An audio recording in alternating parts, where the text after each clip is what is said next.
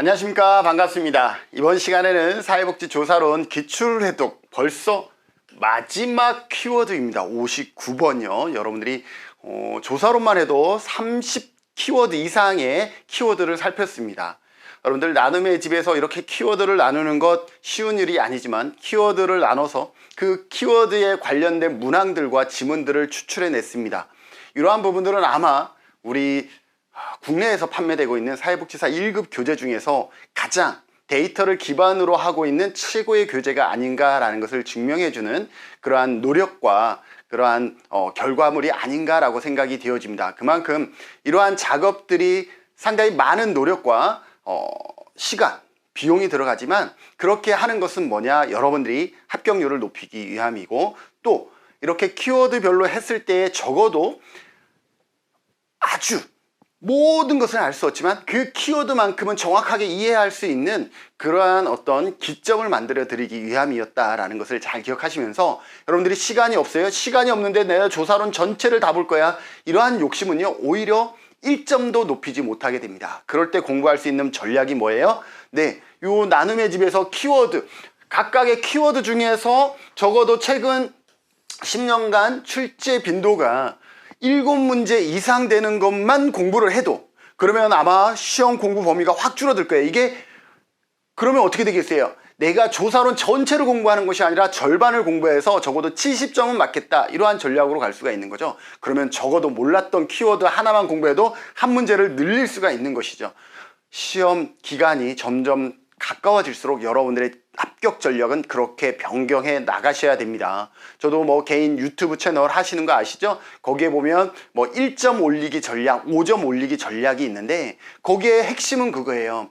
내가 전체를, 이제 시간이 얼마 남지 않았는데 전체를 다 공부하겠다라고 여러분들이 전략을 세우는 순간 그거는 하나도 안 하겠다라는 거랑 진배 없다라는 거죠. 지금 여러분들에게 필요한 것은 1점을 올리는 전략이고, 1점을 올리는 전략에서 나눔의 집에서 제공하고 있는 기출해독은 상당히 도움이 많이 되는, 기출해독만 잘해서 이 중에서 여러분들이 시험에 많이 나오는 키워드 한 10개만 여러분들이 뽑아서 공부를 해도, 8과목 중에 10개의 키워드만 뽑아서 공부를 한다 그래도 적어도 10점 이상은 올린다라는 것이죠.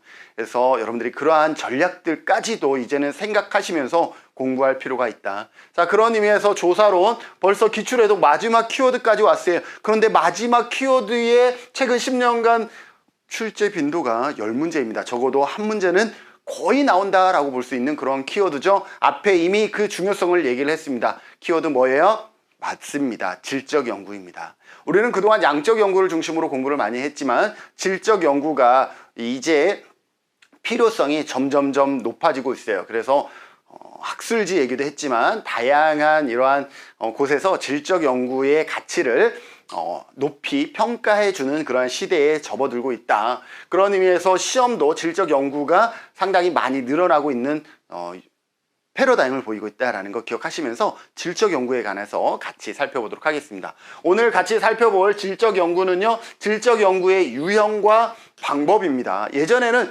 이렇게 깊숙이 안 나왔어요. 유형도 아주 간단한 유형 정도 나왔는데, 이제는 연구 방법까지도 나오고 있으니 우리 열심히 공부해야 되겠다라는 생각 들어집니다.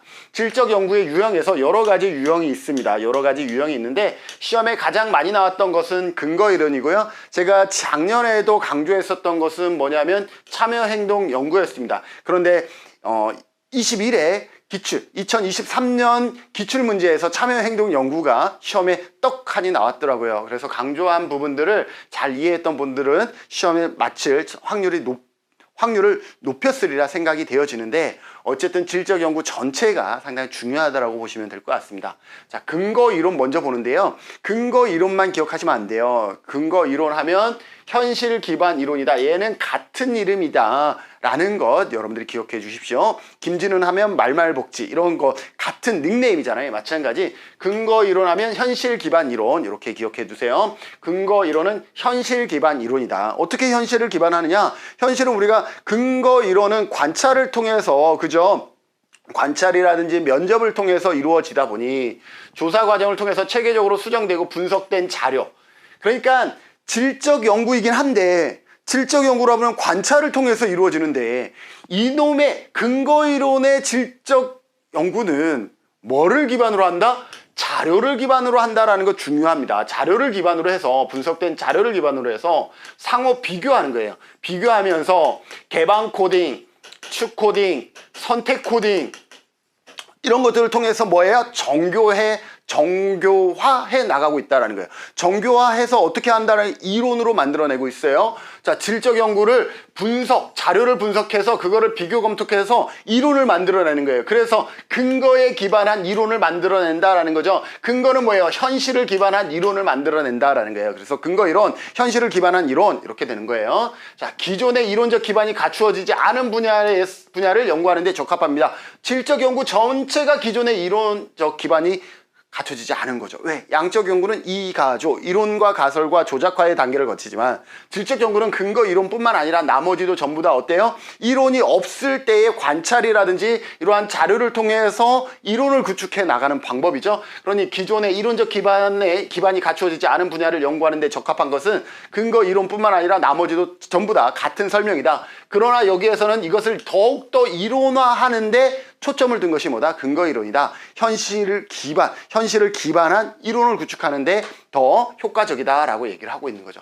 자, 민속학지는 우리가 문화기술지라는 단어 많이 들어봤죠? 민속학지, 문화기술지는 뭐예요? 그 사람들과 같이 동거하면서 그 사람들이 경험하고 있는 문화를 어떻게 한 거예요? 기술한 거예요. 같이 생활하면서 그들의 문화를 직접 체험한 것을 기술했어요. 그래서 문화, 기술지, 민속학지라고 얘기를 합니다. 어떤 문화 속에서 생활하는 사람들의 관점에서, 그들이 생활하는 사람의 관점에서 바라보려고 그랬더니 같이 생활하면 되겠다라는 거죠. 연구하는 방법으로 연구자가 오랜 기간 대상자와 함께 생활하면서 관찰 대상자의 관점으로 문화를 이해하는 것, 문화 기술지. 현상학 연구. 현상은 어떠한 현상이 담고 있는 의미, 똑같은 행동을 하더라도 저 사람이 왜 저런 행동을 했는지에 대한 그 안에 숨겨져 있는 의미, 이것이 더 중요하다라는 거죠. 어떤 경험이 그 경험을 한 사람에게 주는 의미가 무엇인지를 탐구하는 방법. 그래서 사물이나 현상의 본질보다는, 그 사물이나 현상의 본질, 이거는 그냥 펜이지, 이런 본질보다는 그 경험이 드러나는 본질, 왜 저 사람은 저 펜을 사랑했을까, 이러한 그 안에 들어가 있는 본질. 그래서 상황 속의 맥락, 그래서 상황 속의 맥락을 중요시하는 건 현상학이다, 현상학 연구다 라고 보시면 됩니다. 참여행동 연구는요, 보통 일반적인 연구에서는 연구자가, 그러니까 김준은이 어떤 연구의 연구자가 되면 연구자가 우위에 있고 연구 대상자들, 참여자들은 연구자에 의해서 뭔가 필요에 의해서 활용되어져요. 그것이 일반적인 연구의 과정이라 그러면, 참여행동 연구는 연구자가 연구 대상자보다 우위에 있다라는 이러한 기본 전제를 이제는 바꿔나가는 거예요. 그래서 연구 대상자가, 연구 참여자가 연구에 직접적으로 관여해서 김준은이 나는 FGI를 하겠어, 이게 아니라 이 연구에서는 FGI가 필요하고 이게 필요해 라고 연구자와 같이 머리를 맞대는 방법이다 라고 보시면 돼요. 그래서 참여행동 연구는 대상자들에게 연구의 목적과 절차에 대한 통제권이 주어진 사회조사의 한 접근 방법이다. 누구에게? 연구 참여자, 연구 대상자에게 뭐가 주어졌어? 연구의 목적과 절차에 대한 통제권이 주어진 거야. 그래서 연구자가 위에 있는 것을 이제는 뭐예요? 거부하는 거예요. 연구 대상자들이 이 연구 전체를 하는 거야? 통제할 수 있는 거예요. 상당히 의미가 있죠. 연구자가 위에 있었던 것, 이거는요, 좋은 연구, 바람직한 연구는 아니에요. 연구자가 그 분야에 물론 조금 더 지식과 이러한 경험이 많은 사람들을 우리가 연구자로 의뢰할 수도 있지만 그냥 연구를 잘하는 사람일 뿐인 거예요. 그런데 그 안에 정말 필요로 한 것은 연구 대상자의 욕구와 연구 대상자의 어떤 기대, 바람, 이런 거잖아요. 그러니 연구 대상자가 이제 그 연구 전체의 통제권을 쥐게 되는 거죠. 그래서 연구자는 연구 대상자가 자신의 이익을 위해 효과적으로 일할 수 있는 기회를 제공한다. 내러티브 탐구는요, 내러티브라는 것이 영어 단어로 뭐예요? 이야기라는 뜻이죠. 그래서 내러티브 탐구는 한 명 이상의 개인을 면접하거나 관련 문서들을 활용하여 자료를 수집하고 개인의 인생 이야기, 여기에 키워드는 뭐예요? 이야기예요, 이야기. 이 얘기에 대한 내러티브를 전개해 나가는 질적 탐구 전략이다라고 보시면 되겠습니다. 근거 이론의 자료 분석이에요. 근거 이론은 분석된 자료를 기반으로 비교해서 정교화해 나가는 과정이라 그랬죠. 자, 그래서 개방 코딩, 축 코딩, 선택 코딩이 있는데 이게 이제 시험에 자주 나오는 거예요. 그래서 이렇게 근거 이론의 자료 분석에 개방 코딩과 축 코딩과 선택 코딩이 있어요. 코딩이라는 것 자체가, 코딩이 뭐냐 하면 어떤 자료에 숫자를 부여한다라는 것이 코딩이라고 보시면 돼요. 숫자를 부여해서 결국 뭐 하려고 하는 거예요? 어떤 유형화하려고 하는 거잖아요. 유형화하려고 하는 의미를 가지고 있다. 그래서 숫자를 부여하고 유형화해야만이 그 다음 작업이 되기 때문에 우리가 단어를 중심으로 숫자를 부여하고 유형화하거나 아니면 문장을 중심으로, 주제를 중심으로 이렇게 자료에 숫자를 부여해서 유형화하는 것을 개방 코딩이라 그래요. 왜? 처음에는 우리가 흐름을 모르기 때문에 숫자를 부여하고 유형화할 때 넓은 마음을 가져야만이 우리가 연구 전체를 우리가 객관적으로 바라볼 수가 있어요. 딱 내가 이렇게 해야지 라고 하는 순간 모든 것이 의미가 다 변색되잖아요. 그래서 개방 코딩은 넓은 마음으로 코딩을 해라. 확보된 자료를 전시한 후 확보된 자료를 전사, 이게 뭐 이제 워드 치는 것을 전사라 그래요. 그래서 전사한 후 각 의미 단위마다 속성과 차원에 따라서 명명하는 과정이에요. 그래서 1번은 사회복지사가 된 배경 하면 돈이 필요해서 뭐 이렇게 되잖아요. 그러면 얘와 관련된 것들을 이렇게 쭉 숫자를 하는 거예요. 1번 돈에 관련된 것들도 여러 개 있을 거 아니에요. 그리고 뭐 어떤 뭐 자부심에 관한 것 뭐 이렇게 하면 또 여러 개 있잖아요. 이렇게 관련된 것들을 일자 이렇게 부여를 하는 거예요. 부여를 한 다음에 이제 이걸 어떻게 하는 거예요? 이 유형, 이거는 사회복지사가 된 배경이겠구나, 이렇게 유형화하는 것. 그래서 명명하고 유형화하는 것을 뭐라 그러냐면 개방 코딩이라 그래요. 그러면 이렇게 명명하고 숫자를 부여하고 유형화한 것을 이제 이론을 만들기 위해서 이제 근거 이론은 축이 있어요. 축이 있어. 모형이 있다라는 거예요. 근거 이론에 기반한 모형이 있어요. 그 모형에 갖다 얹히는 것을 축 코딩이라 그래요. 개방 코딩을 통해서 도출된 각 범위와 하위 범주들을 간의 관계를 연결시키고 범주를 속성 차원으로 계속 발전시켜 범주에 관련된 패러다임 모형으로 파악하는 거예요. 이 패러다임 모형에는 어떤 것이 있냐면 맥락적 조건, 중재적 조건, 그 다음에 뭐예요? 핵심. 또 어떤 게 있을까? 중심 현상. 그죠? 인과적 조건, 중심 현상. 이런 것들이 있어요. 그러니 연구 주제에 따라 사회복지사가 된 배경은 맥락적 조건인지 중재적 조건인지 인과적 조건인지 중심 현상인지 여기에다 갖다 얹히는 거예요. 연구에 따라 이 사회복지사가 된 배경이 어떤 맥락적 조건이 될 수도 있죠. 또는 중재적 조건도 될 수 있어요. 그래서 이렇게 유형화하고 범주화한 것을 이 근거 이론에서 설정하고 있는 패러다임 모형에 갖다 얹히는 것. 배경이 된 것은 맥락적 조건이야. 이렇게 갖다 얹히는 작업을 뭐라 그러냐면 축 코딩이라 그래요. 그러면 이게 전부 다 얹혔어. 그러면 이 패러다임 모형은 뭐냐면 이론을 정교화하기 위해서 그래서 너가 이렇게 해서 이렇게 해서 이렇게 됐기 때문에 중심현상 이런 것 때문에 너가 이렇게 됐지. 그래서 그것을 한마디로 얘기하는 것을 뭐라 그러냐 하면 이제 개방에서 축으로 갖다 놨죠. 이제 하나로 선택하는 거예요. 이 넓었던 것을 하나의 문장으로 선택하는 것을 선택 코딩이라 그럽니다. 선택 코딩은 코딩의 마지막 단계로서 모든 범주의 유형을 통합시키고 모든 범주, 이 범주를 여기에다가 갖다 놓고 이것이 다 통합되는 거예요. 하나로. 하나의 흐름으로. 그래서 범주의 유형을 통합시키고 정교화. 그래서 통합, 정교화하여 새로운 이론을 형성해 나가기 위해서 도식하기 위한 과정. 이것을 뭐라 그래요? 선택 코딩이다라는 거예요. 정교화하는 과정을 선택 코딩이다. 하나의 문장으로 만들어낸 것이다 라고 보시면 돼요. 이론으로 만들어낸 것이다 라고 보시면 이거는 선택 코딩이다. 그래서 개방 코딩, 축 코딩, 선택 코딩. 개방 코딩은 숫자를 부여하고 유형화하는 거, 하위 범주로 만들어내는 것은 어디? 개방 코딩. 거기다가 요 맥락적, 중재적, 인과적, 중심현상 이러한 단어가 나오면 이거는 뭐예요? 축 코딩. 그리고 정교화했다 이러한 단어가 나오면 이건 뭐예요? 선택 코딩. 반드시 기억해 두셔야 됩니다. 이제 질적 연구의 방법 중에 참여 관찰에 대해서 보겠습니다. 참여 관찰이라는 것은 우리가 관찰하는 것이죠. 자료가 연구자에 의해 직접 구해지므로 연구 대상자의 보고 능력이나 의지에 방해받지 않는 거예요. 내가 관찰하면서 내가 그것을 자료화하고 있는 거죠. 아이들이 자유롭게 뛰어노는 과정에서 저 아이는 어떤 것이 문제야, 저 아이는 어떤 것이 장점이야 이런 것들을 체크해 나가는 것이 관찰이잖아요. 어린이와 같이 언어 구사 능력이 떨어진 집단에 효과적이에요. 왜? 내가 질문하고 그가 응답할 필요가 없는 거예요. 그들의 행동을 통해서 내가 체크를 해나가는 거니까 쟤는 지금 인상을 몇 번 썼어, 부정적인 단어를 몇 번 썼어 이런 것들을 내가 체크해 나가는 거죠. 조사 연구 설계를 수정할 수 있어 연구의 유연성이 있고요. 비용적인 측면에서 경제적입니다.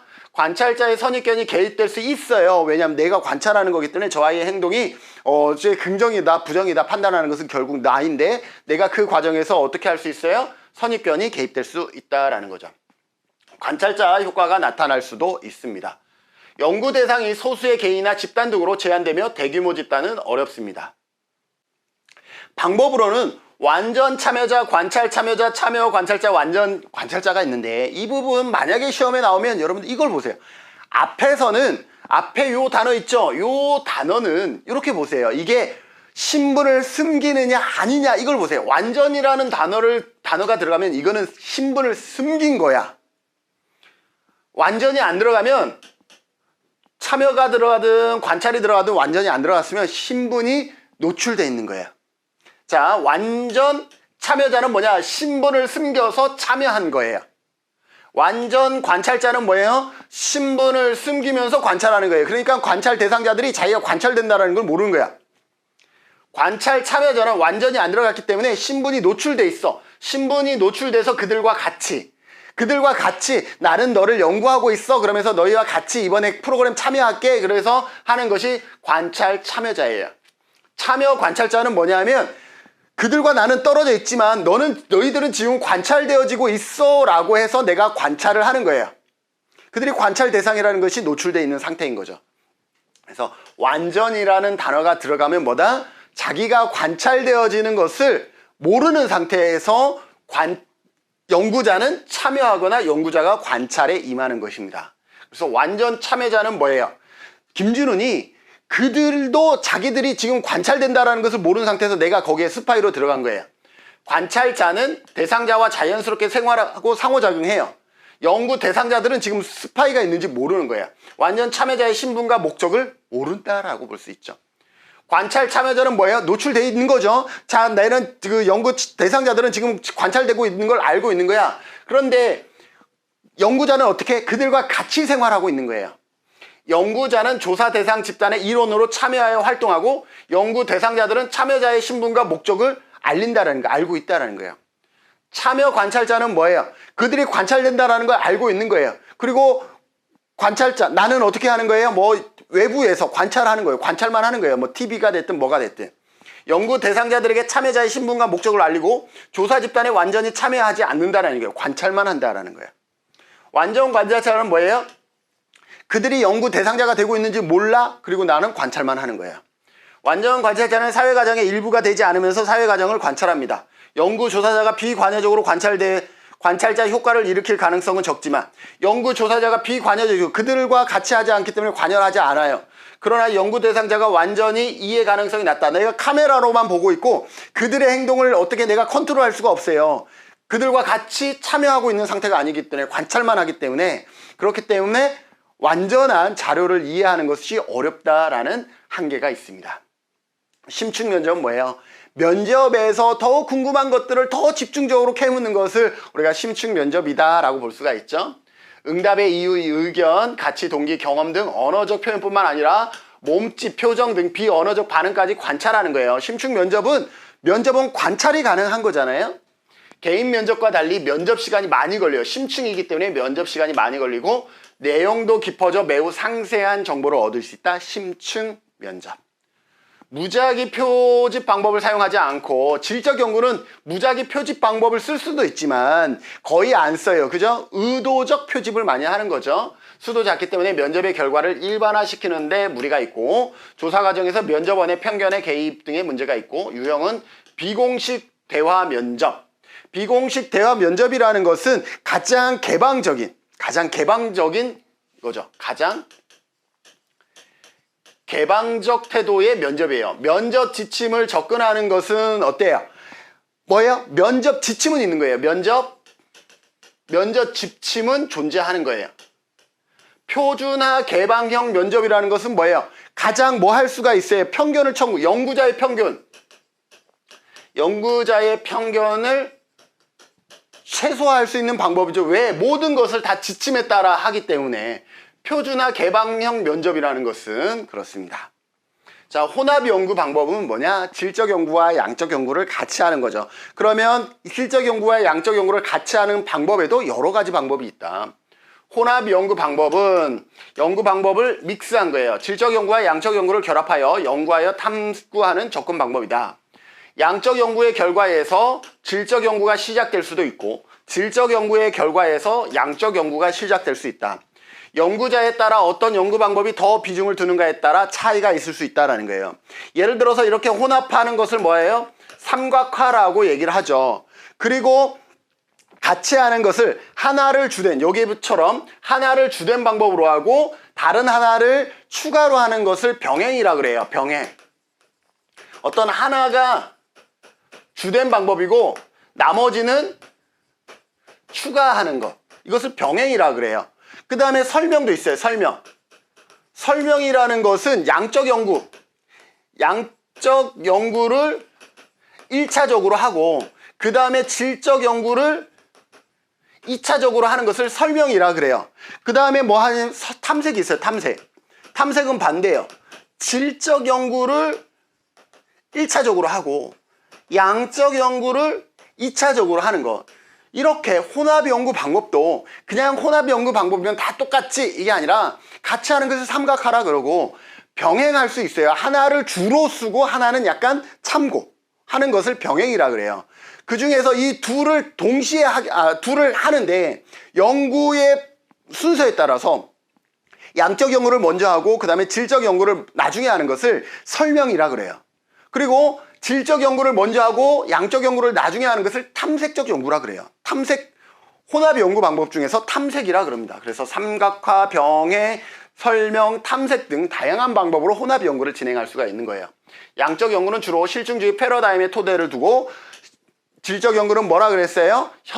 해석주의 패러다임의 토대를 두는데 혼합 연구는 다양한 연구 패러다임을 수용할 수 있어요. 얘도 수용하고 얘도 수용할 수가 있잖아요. 그래서 다양한 패러다임을 수용할 수 있다는 장점도 있다. 그러면 질적 연구와 양적 연구는 반드시 결과가 일치할까요? 그렇지 않다라는 거예요. 일치한다 그러면 굳이 두 개 할 필요가 없잖아요. 일치하지 않을 수 있기 때문에 어떻게 보면은 두 가지를 함으로써 더 연구의 폭을 확대시킨다라는 의미를 가질 수 있는 것이죠. 자, 기출문장은 어떤 것이 있는지 살펴보도록 하겠습니다. 참여행동 연구는 사회 변화와 인파먼트에 초점을 둔다. 참여행동은 인파먼트에 초점을 둔 거 이해하겠어요? 참여행동 연구가 뭐라 그랬어요? 연구 대상자가, 연구 참여자가 연구자가 연구 대상자보다 위에 있다라는 기본적인 연구의 그런 어떤 접근 방법을 거부한 거죠. 그래서 연구 참여자가 연구를 어떻게 하고 통제할 수 있는 권한을 가지고 있는 것이 참여행동 연구였죠. 문화기술주는 어때요? 그들과 같이 살면서 그들의 문화를 기술한 것. 심층 사례 연구는 사례를 심층적으로 분석한 것이고 근거 이론은 뭐예요? 현실 기반 이론이다 라고 얘기했고 내러티브 연구는 뭐라 그랬어요? 이야기 형식으로 풀어나가는 연구다 라고 얘기했습니다. 근거 이론의 분석 방법에서 축호 등은 발견된 범주를 중심 현상을 중심으로 인과적 조건을 만든다 그랬죠. 그래서 중심 현상을 중심으로 인과적 조건, 맥락적 조건, 그 다음에 중재적 조건 이러한 것들을 어떻게 축에다가 이렇게 축이 있어요. 축에다가 이렇게 갖다 붙이는 것들을 뭐라 그래요? 이 축, 이 모양은 변하지 않아요. 이 모양에다가 갖다 넣는 것을 뭐라 그래요? 축 코딩이라 그래요. 그러면 이 모양에 갖다 놓으면 이것을 이야기로 하나로 정교화하는 것이 뭐였어요? 이게 선택 코딩이다 라고 얘기를 했죠. 선택 코딩. 축 코딩은 그래서 했고, 혼합 연구 방법은 질적 연구 방법으로 발견한 연구 주제를 양적 연구 방법으로 이용하여 탐구하기도 한다. 자, 질적 연구 방법을 한 다음에 양적 연구 방법을 이용하는 걸 뭐라 그래요? 탐색이라 그랬죠. 탐색. 현상학은 사물이나 현상의 본질, 사물이나 현상의 본질을 탐구하기보다는 사물이나 현상에 대한 경험적 본질이에요. 그냥 이게 펜이다라는 그 실체적 본질이 아니라 그 안에 담겨진 경험적 본질을 탐구하는 것이다. 그래서 현상 속의 맥락을 우리가 중요시하죠. 심층 면접은 질적 조사의 주요 자료 수집 방법 중에 하나입니다. 혼합 연구 방법론은 질적 연구의 결과에 기반하여 양적 연구를 시작할 수 있다. 반면에 양적 연구의 결과에 질적 연구를 시작할 수도 있다. 여러 가지 방법이 있다라는 것이죠. 현상학은 개인의 주관적 경험의 본질에 초점을 둔다. 맥락을 중요시한다. 참여행동 연구에서 연구 대상자는 자신의 문제와 해결을 스스로 정해야 한다. 통제권이 있다라는 것이죠. 현장 연구 조사는 연구 대상자를 자연적 상황에 탐구할 수 있다. 근거 이론 접근을 채택한 연구는 자료 분석을 통해서 이론을 도출하는 데 관심이 있다. 질적 연구는 현상학적 인식론에 기반한다. 자, 문제 같이 풀어볼까요? 다음의 연구에서 활용한 질적 연구 방법에 관한 설명으로 옳은 것은 A 사회복지사는 가정 밖 청소년들의 범죄 피해와 정신건강의 문제를 당사자의 관점에서 이해하고 A 사회복지사는 당사자의 관점에서 이해하고 주체적으로 해결하기 위해서 당사자의 관점에서 이해하는 것뿐만 아니라 당사자들의 주체적으로 해결하기 위한 연구를 시작했다. 당사자들이 주체적으로 그 문제를 해결하는 것, 이건 뭐예요? 참여행동 연구예요. 연구에 참여한 가정 밖 청소년들은 어디에 참여했어? 연구에 참여했어. 가정 밖 청소년이 연구에 뭐에 통제권이 있다라는 것, 이것도 참여행동 연구죠. 범죄 피해, 정신건강과 관련된 사회 구조적 문제를 해결하기 위한 다양한 방안을 스스로 그죠? 연구에 참여한 스스로 자신들의 관점에서 이 세 가지에서 우리는 공통적으로 뭘 알 수 있어요? 이거는 참여행동 연구이구나. 이런 거를 여러분들이 찾아낼 수 있어야 되겠습니다. 자, 개방 코딩, 축 코딩, 선택 코딩의 방법으로 활용한다. 이거는 뭐예요? 근거 이론이죠. 근거 이론 아니고, 범죄 피해와 정신건강을 설명한 이론 개발에 초점을 둔다. 이것도 근거 이론이죠. 단일 사례에 대한 깊이 있는 단일 사례에 대한 분석은 뭐예요? 사례 연구죠. 관찰 대상의 개인적 설화 이야기를 말해요. 만드는 거. 개인적 설화를 만드는 거, 이건 내러티브죠. 내러티브 연구. 사회 변화, 인파워먼트는 뭐예요? 이렇게 약자들이 스스로 으쌰으쌰 하는 것, 이것을 우리는 갈등이고, 그 갈등에서 약자들이 그 문제를 해결하기 위해서 접근하는 것을 우리는 뭐라 그래요?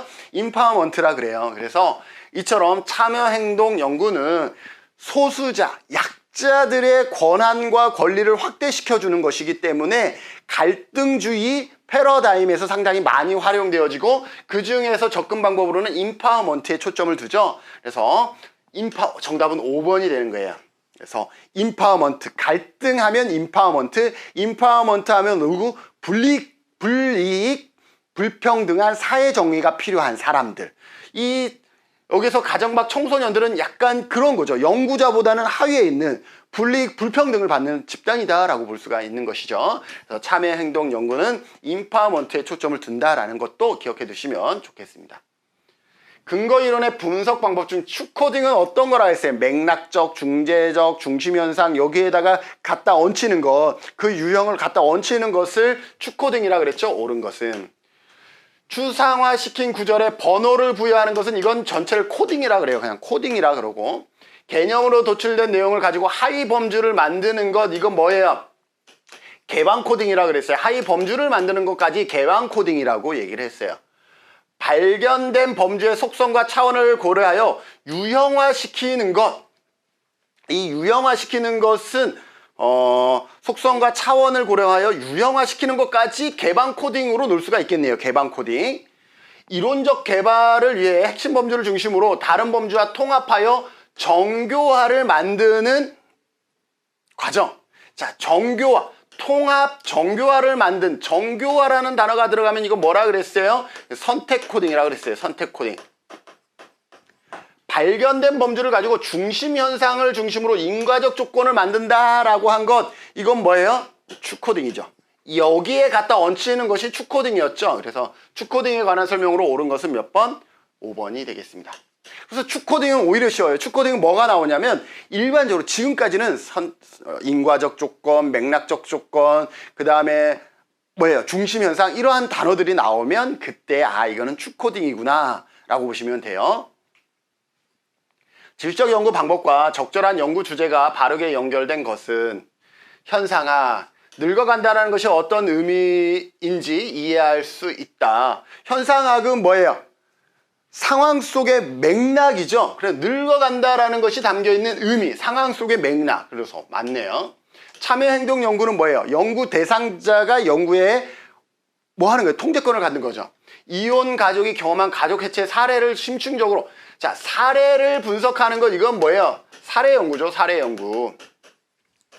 참여행동 연구하고는 전혀 상관이 없죠. 근거 이론은 지속적 비교 기법을 통해서 이론화하는 거, 그죠? 비교를 통해서 이론화하는 거, 근거 이론 맞았죠? 생애사, 위안부 피해자 할머니의 삶의 중요한 사건을 우리가 일대기를 그려나간다 그러면 생애사가 되겠죠? 생애사 맞습니다. 그래서 정답은 리은을 제외한 기억, 디귿, 리을 4번이 되겠습니다. 정답 4번 32% 정답을 찾아주셨습니다. 혼합 연구 방법은 어떤 게 있어? 삼각화 있었고, 병행이 있었고, 설명이 있었고, 탐색이 있었죠. 관한 설명으로 옳지 않은 것은 질적 연구 결과와 양적 연구 결과는 일치해야 된다. 아니요. 일치하면 의미가 없어.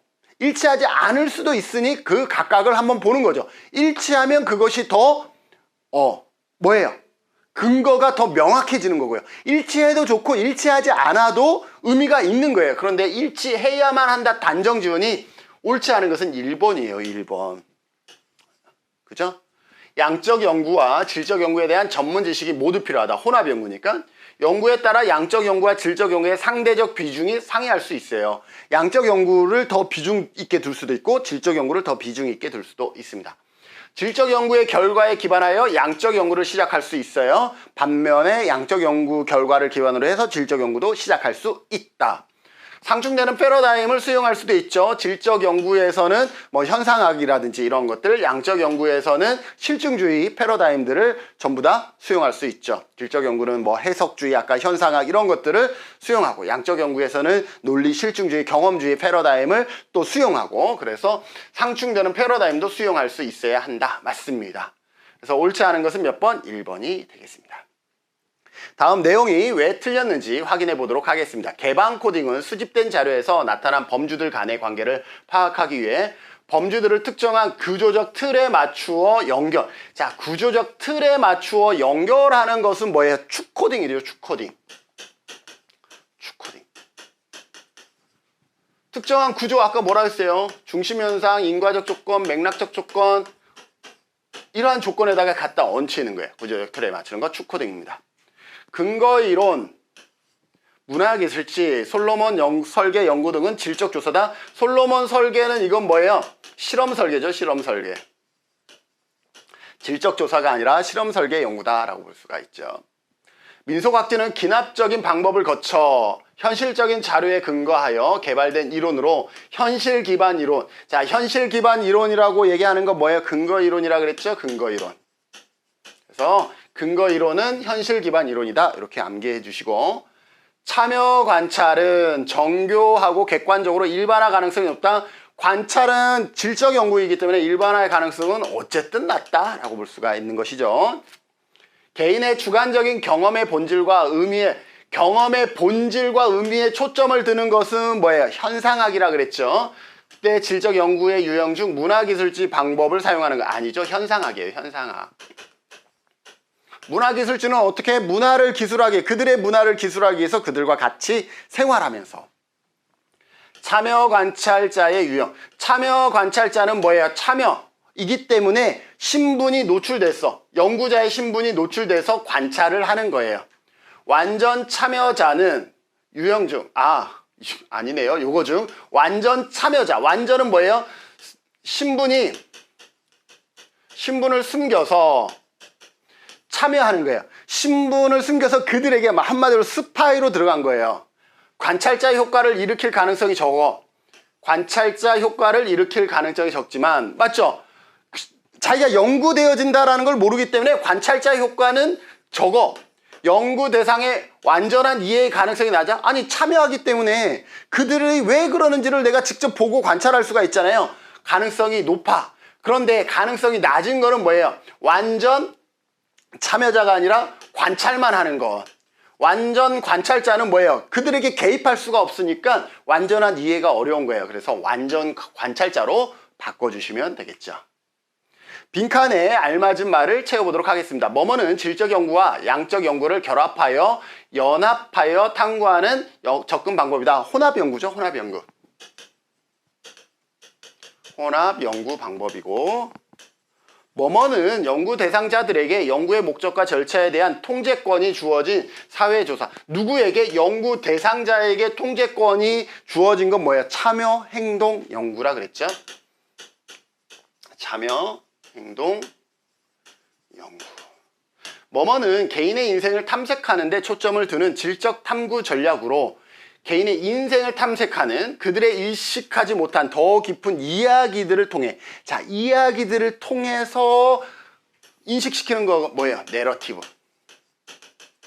내러티브 연구다라고 얘기를 하죠. 근거 이론의 자료 분석 방법 중 자료 분석은 세 가지예요. 개방, 축, 선택. 코딩의 마지막 단계 개방, 축, 선택. 그냥 끝났죠? 선택 코딩. 마지막 단계니까. 모든 범죄 유형을 통합하고 정교화한다. 선택 코딩이다 라는 거죠. 개방, 축, 선택. 자료 수집 방법으로서 뭐뭐는 개인 면접과 달리 면접 시간이 많이 걸려.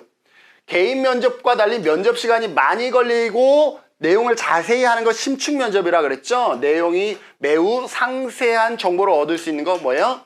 심층 면접이에요. 면접 중에서도 심층 면접. 시험에 나왔었어요. 17회. 다음 내용이 옳은지 그른지 판단해 보세요. OX 퀴즈 벌써 나왔네요. 혼합 연구 방법은 질적 연구 방법으로 발견한 연구 주제를 양적 연구 방법을 이용해 탐구하기도 한다. 그죠? 얘도 되고 쟤도 되는 거예요. 맞아요. 양적 연구와 질적 연구를 통합한 혼합 연구는 다원 측정이 불가능하다. 아니, 다원 측정 방법 중에 연구 방법도 이렇게 다원으로 하는 거예요. 불가능하다가 아니라 가능. 그래서 이거 X인 거죠. 질적 조사는 확률 표본 추출 방법을 사용할 수 없다. 사용할 수는 있어요. 그러나 보통은 확률 표본 추출이 아니라 비확률 표본 추출 방법 중에 의도적 표집. 그죠? 의도적 표집을 많이 한다라는 거죠. 또 잘못됐네요. 질적 연구에서 활용되는 면접은 개방형인 경우가 많다. 그죠? 질적 연구에서 활용되는 면접은 개방형이라는 것은 뭐예요? 주관식으로 물어보는 경우가 많다. 그렇죠. 참여 관찰은 어린이와 같이 언어 구사력이 떨어진 집단에 유용하다 그랬죠? 비효과적이다? 아니죠? 유용하다. 그래서 예, 틀렸죠? 근거 이론의 목적은 사람, 사건 및 현상에 대한 이론의 근거 이론이기 때문에 현상에 대한 이론의 생성이다. 맞습니다. 근거 이론 접근을 채택한 연구는 비구조화된 인터뷰와 관찰을 사용하므로, 그죠? 인터뷰를 사용해요. 자료의 체계화가 중요하다. 근거 이론. 이 체계화를 위해서 자료를 비교 검토하잖아요. 그죠? 맞습니다. 질적 연구 방법은 구조화된 면접을 많이 활용한다. 질적 연구 방법은 비구조화. 어떤 상황이 발생할지 모르잖아요. 그러니까 구조화된 면접을 사용한다. 얘는 잘못했어요. 자, 다음입니다. 자료 분석 시 범하기 쉬운 오류 중 원주민하는 연구자가 대상자와 동일시하여 정체성과 분석감을 상실하는 것이다 그랬는데, 우리가 질적 연구를 하다 보면 이러한 부분들이 문제가 될 수 있어요. 원주민화돼서 연구자가 연구 대상자와 동일시하여 정체성과 분석감을 상실하는 경우들이 있는 것이죠. 우리가 사회복지 실천론에서 개의통수 비자비, 그죠? BS택의 7가지 원칙이 있잖아요. 개별화의 원칙, 의도된 감정 표현, 그리고 개의통, 통제된 정서적 관여, 통수, 수용, 비밀보장, 자기결정, 비자비, 그 다음에 비심판, 이러한 7가지 원칙이 있잖아요. 개입, 통수, 비자비에서도 통제된 정서적 관여가 있는 거죠. 그건 뭐냐면 통제된 정서적 관여라는 것은 여기에 우리가 클라이언트가 있다라고 칩시다. 우리는 여기 범위 내에서 정서적으로 관여를 해야 돼요.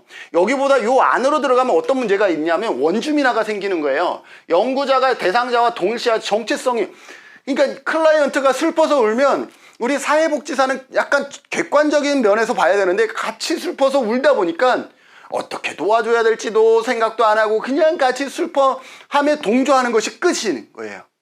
그래서 클라이언트는 이론은 많이 받은 것 같지만 아무런 변화를 느낄 수 없는, 그렇다고 여기에서 관여를 하면 돼요? 안 돼요? 안 되죠. 클라이언트가 뭐라고 생각하겠어요?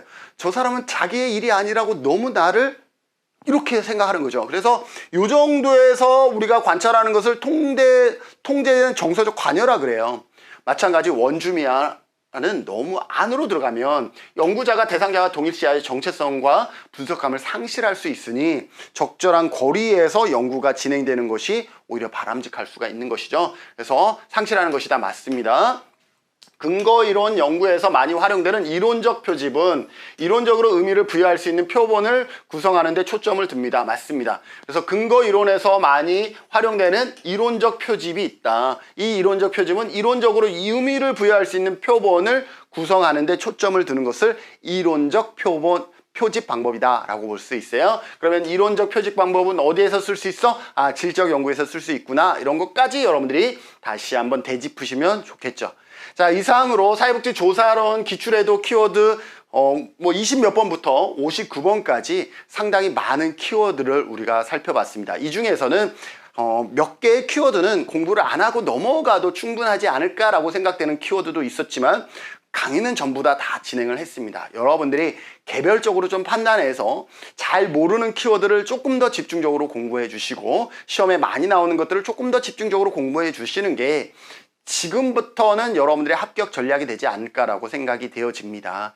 그래서 여러분들 기출해독 같이 좋은 책을 여러분들이 접할 수 있는 기회를 얻었다라는 것은 합격을 위한 조금 더 여러분들의 선택이 탁월했다라고 말씀드리면서, 그러나 아무리 좋은 교재도 여러분들이 활용을 잘 하지 못한다 그러면 의미가 없습니다. 여러분들이 이 좋은 교재를 잘 활용해서 합격하는 데에 정말로 큰 도움이 되는 여러분들이 교재가 되고 여러분들이 합격해서 또 실천 현장에서 더 의미 있는 활동들을 많이 하시기를 바라면서 사회복지 조사론 기출해독 강의, 모든 강의 여기서 마치도록 하겠습니다. 수고하셨습니다.